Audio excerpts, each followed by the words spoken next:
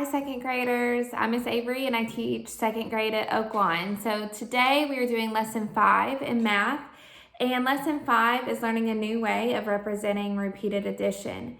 In previous lessons we've made equal groups, we have talked about repeated addition, and we have also used tape diagrams to represent that.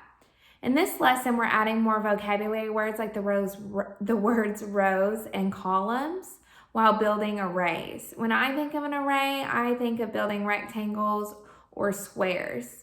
So before we start this video, I'm going to ask that you get out 12 small objects. These objects could be 12 pennies, you could use 12 pieces of cereal, or if you don't have any objects lying around at home, you can find a piece of paper and cut out 12 squares.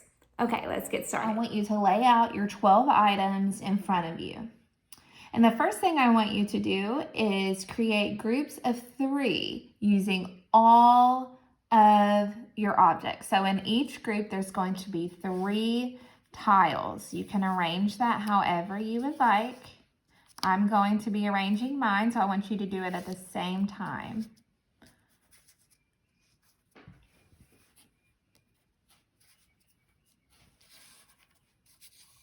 All right.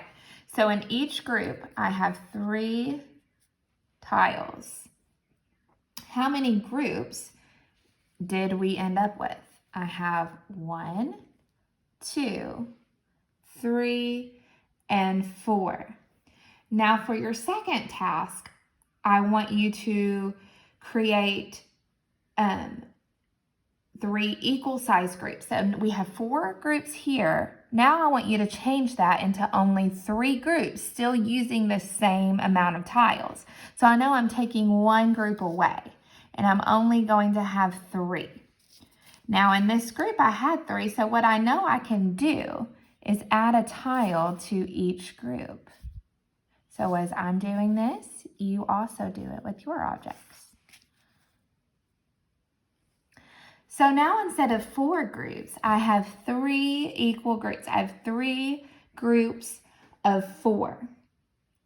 Now, your next challenge is to condense it even smaller. Let's put this into groups of 2. So all of these will be in groups of 2. We're making smaller groups of 2. Now, I just created an array. It's a rectangle. So out of this array is where I'm going to throw in our new vocabulary words, rows and columns. Now I want to point out that rows go across and columns go up and down. Okay, I added a little visual for you. You can see that columns go up and down and rows go across. So if I were to ask you, how many rows do we have that go across? We have row 1 and row 2. Now, how many columns we have? We look at how many go up and down. So let's count our columns together. 1, 2, 3, 4, 5, 6. We have 6 columns. Let's see what happens when I turn my array the opposite direction. My array now is still in groups of 2, like my directions said. They're just facing a different direction. So let's start counting our rows. We know that rows go across. I want you to count with me as I count them out loud. We have 1, 2, 3, 4, 5, 6 rows. And we have 1, 2 columns. Okay, let's look at the sample problem I have created. How many rows and columns do you see?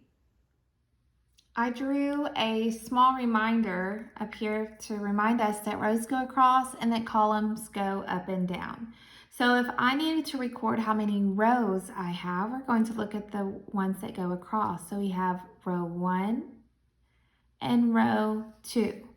So I have 2 rows, and let's count our columns together. 1, 2, 3, 4, and 5. So I have 2 rows and 5 columns on this problem. All right, second grade, now it's your time to show your teachers what you know. So make sure you complete today's daily task for math. Remember that we miss you so very much, and we cannot wait to see you. Bye.